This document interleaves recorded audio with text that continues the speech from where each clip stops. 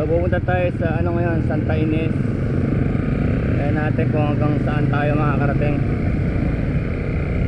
Meron tayong navigation dito offline, and meron tayong charger time. Tapos itong may dala akong extra oil just in case, no? Just in case may pasukin ng oil yung makina dahil tatawid tayo ng ilog, pero baka hindi naman.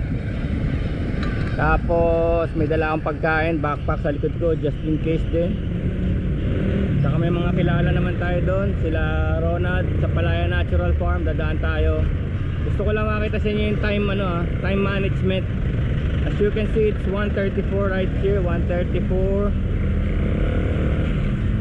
Magta-time manage tayo para papakita ko sa inyo kung gaano lang kabilis pumunta doon mula Marikina at bumalik.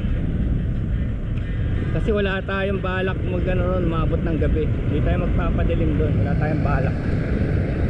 Talagang in out lang tayo doon. Tsaka papakita ko rin sa inyo kung ano yung mararating natin in a short time, no? Pagka nakarating na tayo sa Sierra Madre, we'll check the clock. As you can see, di naman tayo tumatakbo ng sobrang bilis. Ito si Renz, Renz Aircon. Tatanong kayo ng mga aircon. Antipolo na to, Antipolo, Sullivan Street. So yun ang gagawin natin ngayon. Dala natin to sa LS135. Kahapon dinala naman natin to sa Silangan